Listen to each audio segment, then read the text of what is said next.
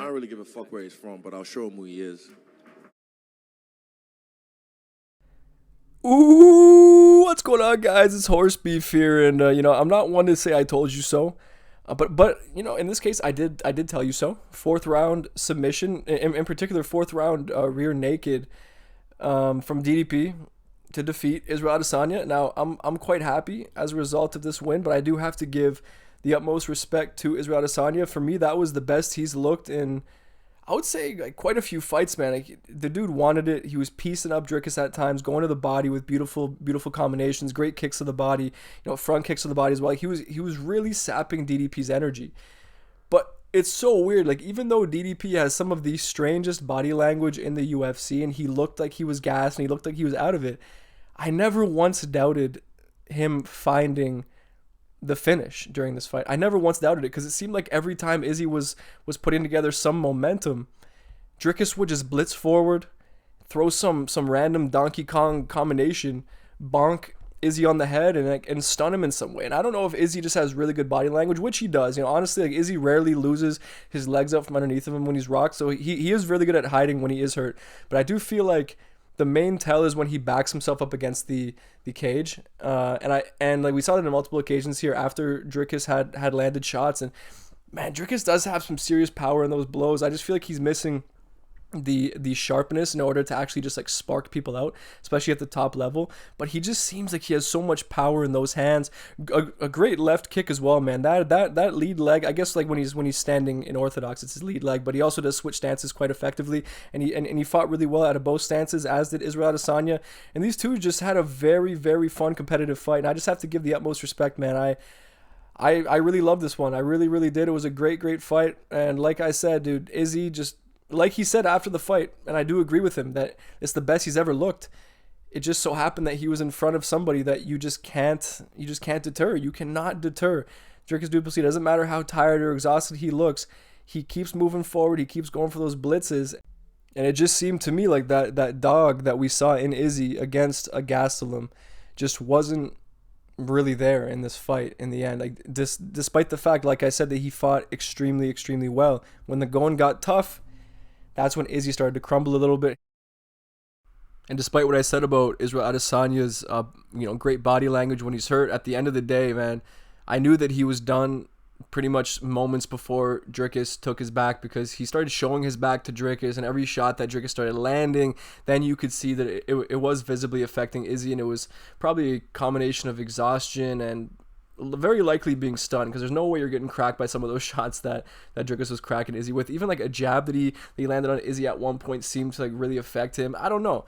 It just seems like everything about Izzy's style is perfect to beat someone like Dricus, but Dricus just does not let it happen. The man is a beast. He even showed some great technique here. I feel like when it comes to the punches and the stance and the movement of Dricus du Plessis, he looks strange, but then he'll just whip out a beautiful combination like this, ending it off with a very beautifully executed spinning back kick to the body.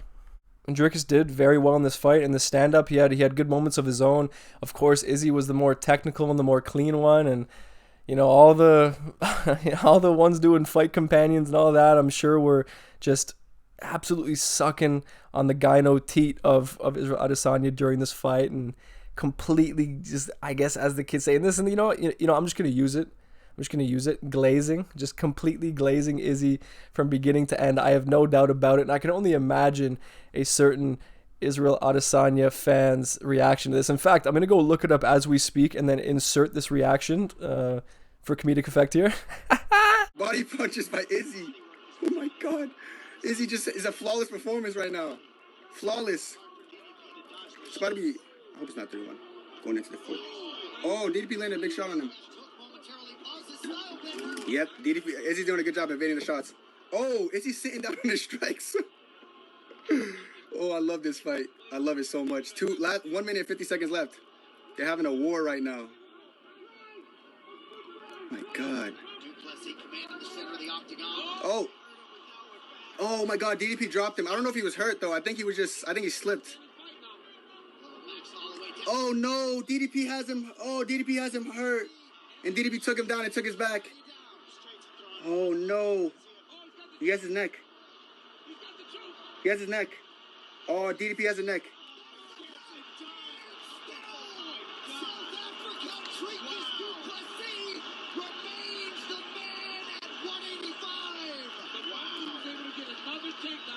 He got it done. You saw him close to that early in the fight. And it looked like the momentum was swinging to Adesanya, and Duplessis, in pure Dricus fashion, did exactly what he's done so many times. No judges' scorecards needed. Dricus Duplessis by submission and still.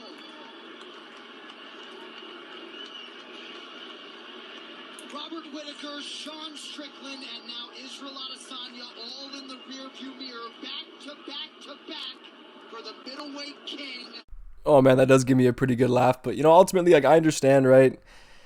I guess if you do put that much stock in this fight in particular for the racial connotations surrounding it, I guess this would be a pretty personal result for you if Izzy was to lose, which he did. But at the same time, this is exactly what you get for feeding into this whole race war and this racial divide that Izzy has caused with the buildup in this fight, is that you get yourself so emotionally attached to the result here that when Izzy loses, which was the very likely result for anyone who actually understands Dricus Duplessis and how much of a goddamn marauder he is, and the fact that nobody can scrap it out, nobody can dig deep like Dricus Duplessis.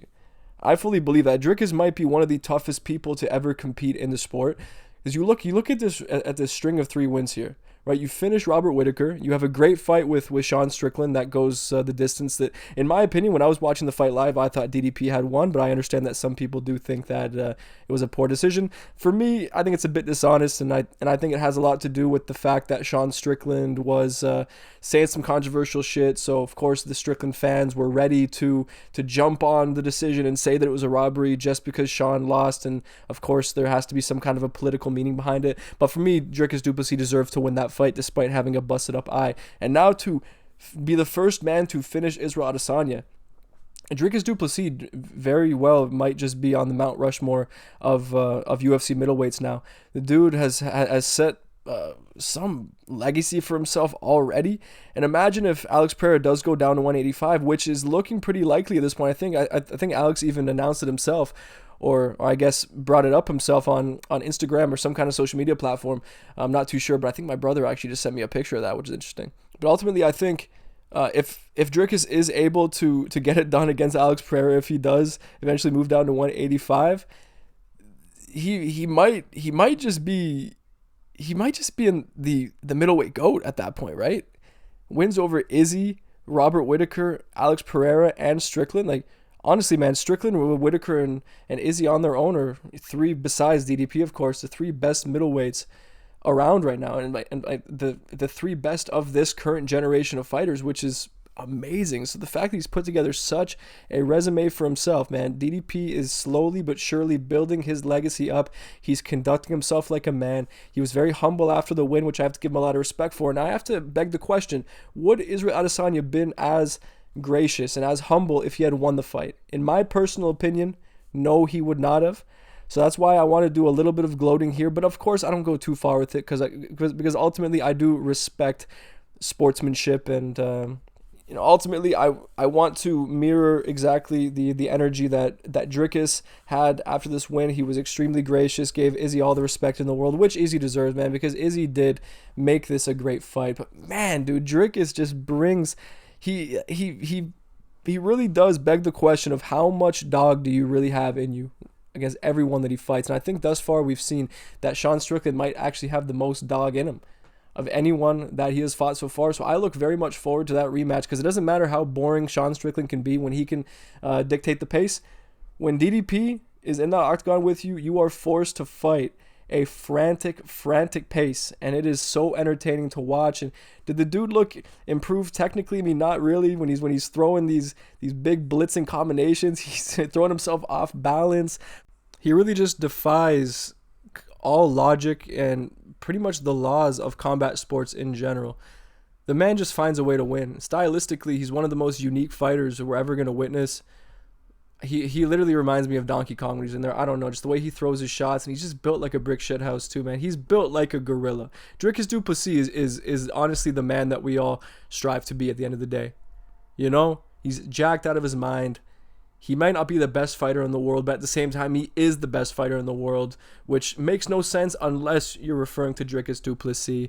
But ultimately, I'm extremely happy for the guy. If anyone deserves this, it is him. And yeah, a big money fight against Alex Pereira would just honestly be amazing to witness. And I do think that probably is what's next for DDP. That is such a big fight. And imagine DDP goes out there and beats Alex Pereira.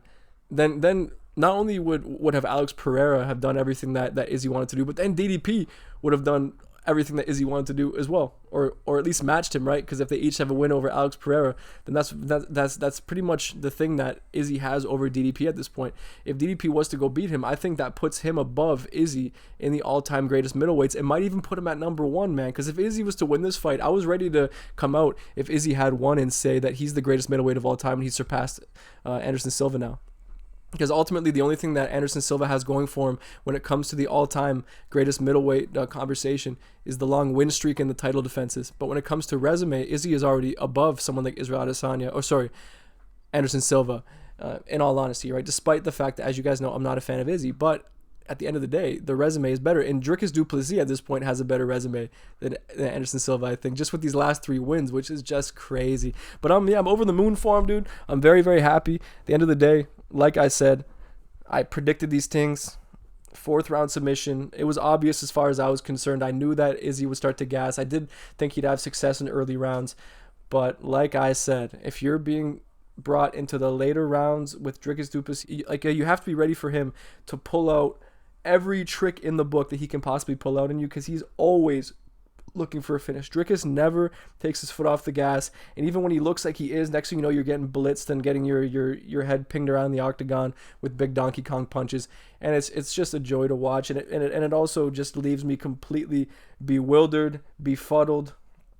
Any synonym that you could think of for these words really does. And I also wanted to focus on some of the celebrity reactions. I have the Joe Rogan podcast. I guess they do Fight Companions, and I really thought this was funny because I knew that the celebrity worship and uppity community were definitely going for Izzy here, because Izzy represents everything that Hollywood represents, so there's no surprise there. But I really thought this was funny here.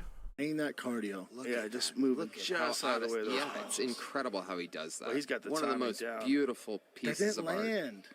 The thing is, the guy never stops swinging, man. And it's like, if you're tired at all and you're in these exchanges, it's fucking dangerous, man. If I was in his corner, I'd be chewing on my fingernails. Like, get out of there. Don't stand in front of that guy. Also, with Izzy making a miss, nothing depletes your fucking energy source more than fucking swinging a miss. Dude. Oh, God. Why does missing make you more tired than hitting? Because you have to pull your arm back. Yeah, the Get out of there. Get out of there. Dude.